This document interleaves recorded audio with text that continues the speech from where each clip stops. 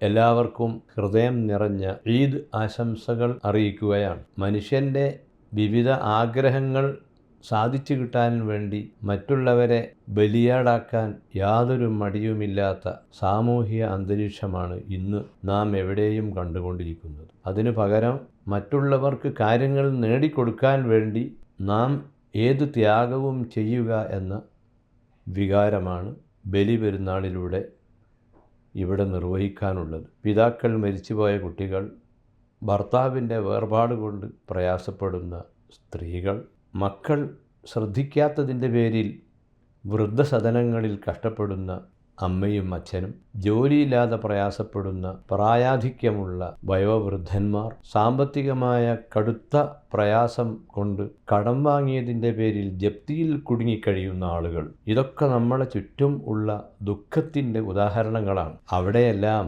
അവർക്ക് എന്തെങ്കിലും ചെയ്തു കൊടുക്കാനുള്ള സേവനം മർക്കസ് പോലെയുള്ള സ്ഥാപനങ്ങൾ സേവന പ്രവർത്തനങ്ങളുമായി മുന്നോട്ട് വരുമ്പോൾ അവർക്ക് അതിന് പ്രചോദനം ലഭിച്ചത് ത്യാഗത്തിൻ്റെ വലിയ ഉദാഹരണങ്ങൾ ലോകത്ത് കാണിച്ചു തന്ന പ്രവാചകന്മാരാണ്. പ്രവാചകന്മാരും ആചാര്യന്മാരും മതത്തിൻ്റെ നേതാക്കളും ഈ കേരളത്തിൽ, ഇന്ത്യയിൽ, ലോകത്ത് ഒട്ടേറെ അവർ കഴിഞ്ഞു പോയിട്ടുണ്ട്. അവരുടെ ജീവിതത്തിൽ നിന്ന് പാഠങ്ങൾ ഉൾക്കൊള്ളാൻ തയ്യാറാവുകയാണെങ്കിൽ ത്യാഗം ഒരു മധുരമായി നമുക്ക് അനുഭവപ്പെടും. അക്കൂട്ടത്തിൽ എടുത്തു പറയാവുന്ന ഒരു വലിയ മനുഷ്യനാണ് ഇബ്രാഹിം നബി അലൈഹിസ്സലാം.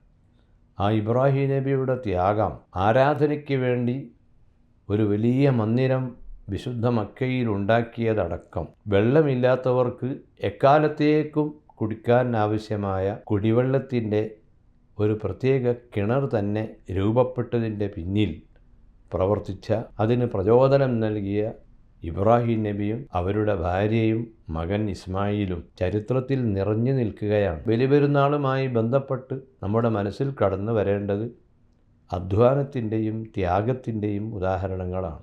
നല്ല വിഷയങ്ങളിൽ എല്ലാവരും സഹകരിച്ച് ഒരു നല്ല നാടിന് വേണ്ടി, നല്ല ജനതയ്ക്ക് വേണ്ടി നാം പ്രവർത്തിക്കുക. അതാണ് ബലിപെരുന്നാളിൻ്റെ ഏറ്റവും വലിയ സന്ദേശം. എല്ലാവർക്കും ബലിപെരുന്നാളിൻ്റെ ആശംസകൾ അറിയിച്ചുകൊണ്ട് നന്ദി.